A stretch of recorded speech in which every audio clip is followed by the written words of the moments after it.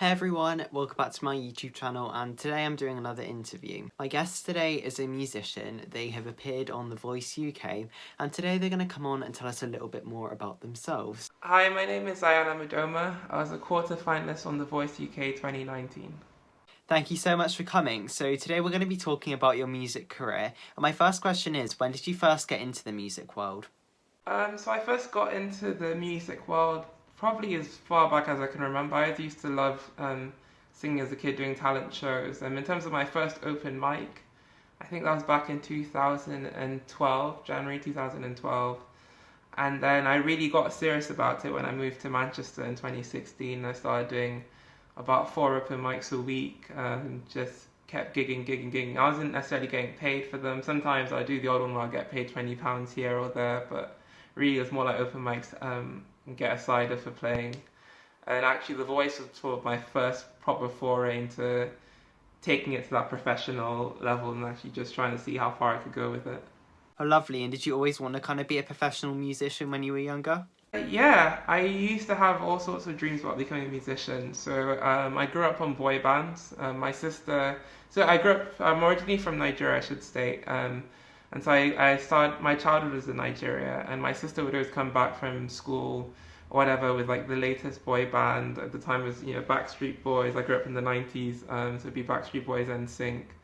And I just used to love listening to them, imitating them, trying to do like different dance moves to their songs.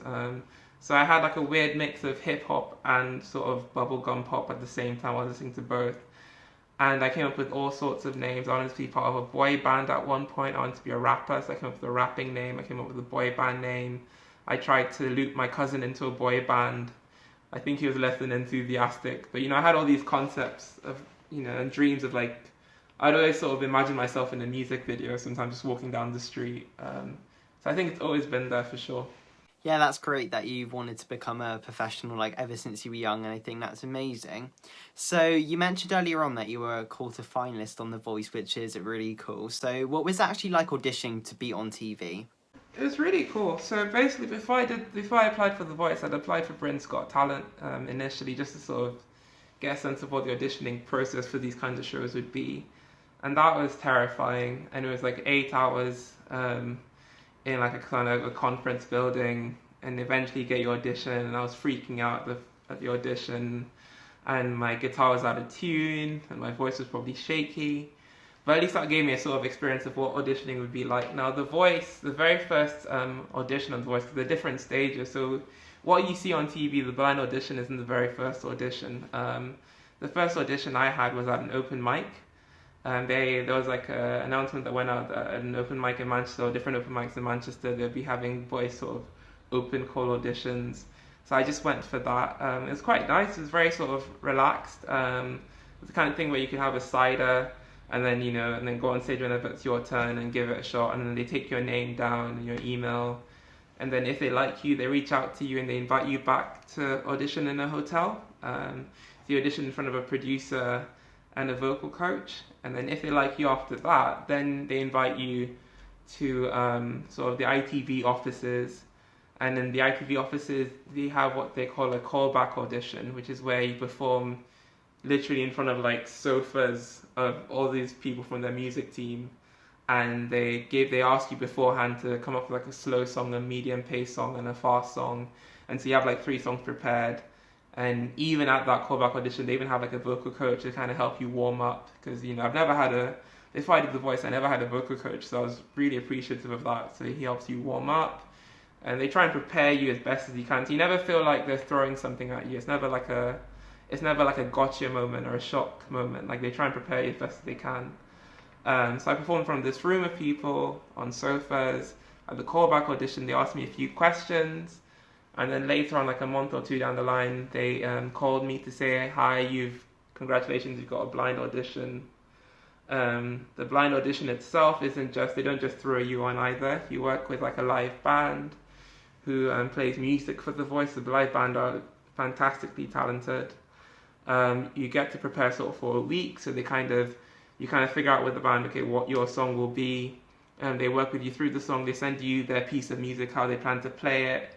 You also get to work with a vocal coach before the blind audition.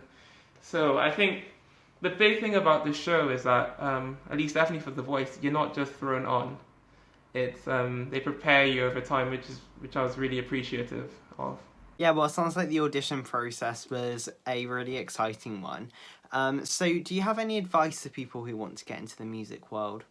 So I can only give people advice from my perspective, from what I've experienced, and I think there's there's like a sense of like people think there's a bigger barrier to entry than there is for music. I think it's actually quite not easy to get into, but it's one of those things where the paths that are available, they're more accessible than you think. So I'll give you my experience. So there were quite a mix of musicians on The Voice. Some people came from professional backgrounds. Some people had never been on a stage in their lives. I was one of the ones who had been on stages, but never in a professional setting. Like I'd literally just sung in bars and pubs and stuff. And the way I applied was it was literally just turning up at an open mic. Like an open mic you might have done anyhow. It's just one of those things where, you might as well try it, see how it goes, give it a shot.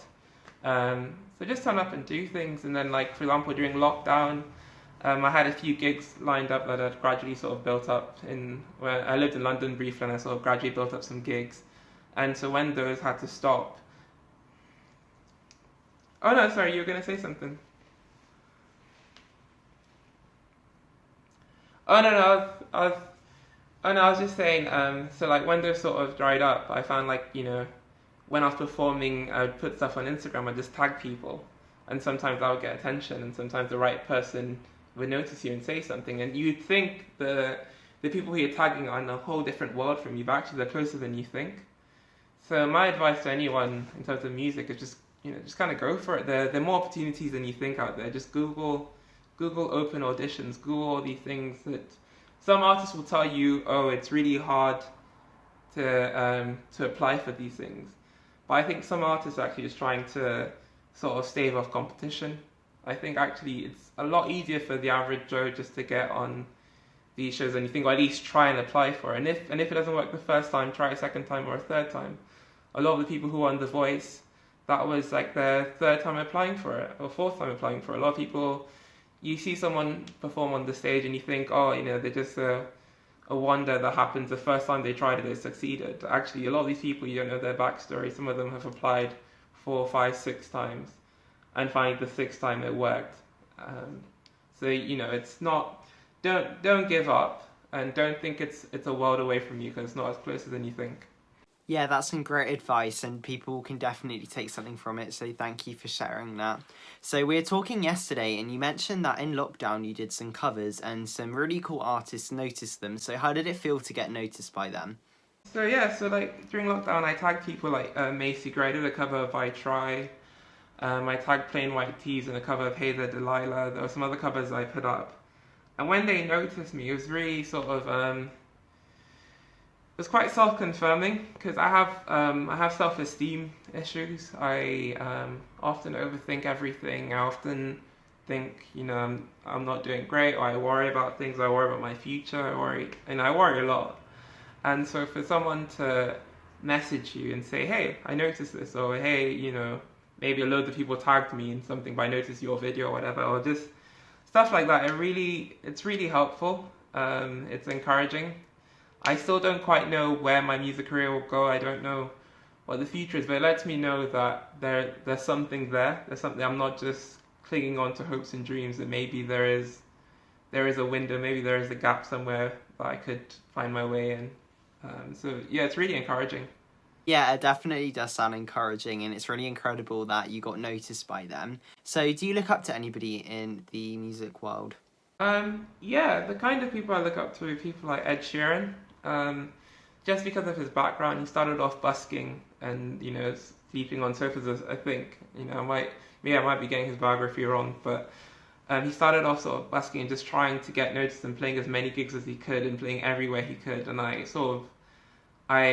take a lot of inspiration from that kind of mindset of trying to outwork people, and not just having that as kind of a slogan, but actually just doing it, like putting in the work. Like the same way I felt with the open mic gigs. It's just the more you do, the better you get, and the more chances you have. It's almost like statistics, in the sense that if you do something loads, you just improve the probability of one time succeeding. So I find people like Ed Sheeran or any musician who is known for their work ethic and just performing and performing and performing. And outside of the music world, people like The Rock who just makes movies and makes movies and makes movies and just tries everything and makes the most of his life and makes the most of every second. I find that really inspiring.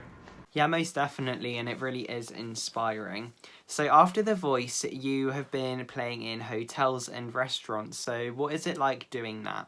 I mean, for someone like me who just started off playing at pubs, it's insane. It's insane to think that, and it's not me trying to be humble or anything, I swear, but it's just insane to think that someone who like owns a fancy place would want to pay me to play music, and then they'll want to give me money after that, or give me drinks or whatever, give me stuff for playing. And I just think, wow, like this is something I'll just do in the shower, or something I'll just do in front of like some football punters or whatever. Like it's insane that someone was willing to pay me. The Voice was a massive help in that, sort of indirectly, in the sense that when like I emailed different, like I just emailed different venues. I didn't know who would say yes, who would say no, but I just thought I'll email them all and just hope someone says yes. And obviously I put like a link to my voice blind audition when I sang Wonderwall, and I'm sure that always helped. But again, I found it was just a case of just applying, knowing that maybe 90% of people will say no, but the 10% who might, maybe that could be a big opportunity where you get to meet someone else. But no, it's just insane to think that people are willing to pay me to play at such fancy places, and that they valued what I offered. Just again, it comes back to that self-esteem thing. Is really encouraging. Yeah, it definitely is encouraging, and it's great that you've had those opportunities. So what are your plans for your career for the rest of 2021? So at the moment, I'm trying to focus on sort of building up like a sort of like kind of my brand a bit more. I moved back to Manchester a couple of weeks ago when this was recorded, and at the moment I'm getting a friend who's a lovely talented friend to try and create a little logo for me.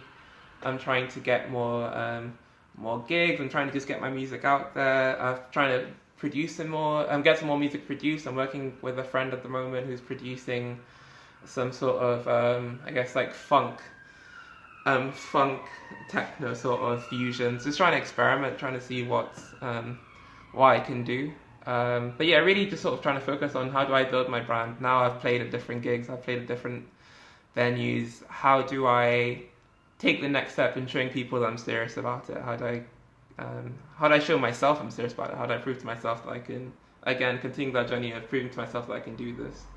Yeah, most definitely, and I think those plans sound great about your brand and the gigs and everything. So yeah, good luck for the rest of the year. So, if you could pick, what has been the best moment in your career? I would say, not even my blind audition, I'd say the battles. Because the blind audition was obviously incredible, and the adrenaline was pumping through me and it was insane. But I remember the battles, I had my sister and my nephew come down to watch me play, to watch me do the battles. And I remember standing at the top of the steps, and there's a moment where like Emma Willis introduces you. As now introducing member of Team Tom or whatever, Ayanam, UDOMA, and just that, it made it all seem real. Like it felt like, I felt like a recognition moment, and having your name just blasted on these big screens, and Emma Willis saying your name, and the concept of Team Tom preceding it, like it just felt like such a great moment. And like having my sister and my nephew there, my nephew still remembers, the battle and coming to watch me. Which is insane because he's so young. So that moment just gave me a lot of pride. It made me feel like it felt like a culmination. Well, not a culmination because I still wanted to go further, but it felt like trying to think of the right word. It felt like a self-affirming sort of moment where you're like, okay, all the times I've really wanted to do this, all the effort I put in, it wasn't in vain. So yeah, definitely when I was introduced in the battles, when they say your name and you're walking down the steps and you're taking that moment of recognition, having like Sir Tom Jones and all the other coaches watch you, and it's just a feeling of pride, really. Yeah, most definitely, and that does sound like an incredible moment to have. So where do you see yourself in 10 years' time? In 10 years' time, that's a tough question. Well, I'm 29 now, so I'll be 39 in 10 years' time. I like to think I'd have kept the music thing going. At the moment, it's at the moment it's very sort of make it up as I go along. So at the moment, like also to like pay bills, I'm doing a copywriting job, so I'm doing some marketing work as well. But I don't want to give up the music. So for me, it's kind of, I mean, I don't know, it's a really tough question. I'm hoping to have sort of made it to some degree where I'm satisfied, where I feel like, I really want to perform one of those big stages. I saw the lead singer Simply Red. I think he was performing on a stage actually lead singer. He is basically Simply Red. I saw him performing on a stage, and he had all the audiences sing along with him, and it was just the most epic feeling. Like if I could make that my life, that'd be amazing. Like imagine waking up every day knowing you're gonna perform in front of God knows how many people, going on tour. I would love to go on tour at some point. I would love to have that sort of adrenaline feeling of, I've made this work. But in terms of how I get there, I'm not quite sure yet. I'll just do what I've been doing all this time, which is just trying to outwork other musicians as much as I can, trying to put myself out there more than anyone else, because I believe the more you do something, the more opportunities you create for yourself. So I think it's just a case of, I just have to basically make the most of my years, make every year mean something. Just throw myself out there as much as possible, and hopefully something will come out of it. Take as many chances as I can. Yeah, definitely, and those are some great kind of goals to get, and fingers crossed maybe you'll get a tour and everything. That'll be really cool. So I have one more question for you just to wrap up the interview, and it is, do you have any funny music stories? Yeah, so this is not to do with the voice or anything, but I remember when I first started sort of doing open mics, and I think it's no secret that I have anxiety, and I overthink everything, and I worry a lot.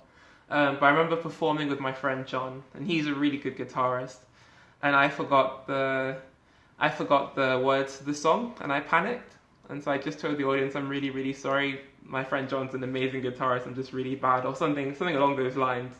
And just sort of went off the stage. And then a year later, or a bit later, he forgot the guitar chords. His guitar was out of tune. His guitar was out of tune, and I knew the words, and I was worried because I didn't know how to play the guitar at that point. And so he just said, tell them a joke or something. And he said it loud enough that the audience could hear it. And the joke actually wasn't that bad. And I sort of improvised off the top of my head, and I was just proud of myself for being able to come up with a joke on the fly. And it felt very, 180, because, some months back he knew the guitar stuff, I forgot the lyrics. This time his guitar was out of tune, and I knew the lyrics, but then I had to sort of become a better performer by being able to make up jokes on the fly. So, yeah, that was kind of funny, in a sort of, I can look back on it and laugh. I think it was probably traumatic at the time, but it's something I look back on and I think, that actually was quite funny to see where I started and stuff. Yeah, that's a good story, and thank you for sharing it. And I think it, like you were saying, it's really cool how you just came out on the spot and did that. So yeah, well done to you for doing that. So we have came to the end of the interview now, and it's been great finding out more about yourself and your career. So I really appreciate you coming on and taking the time out to do this. No worries, thank you so much, man.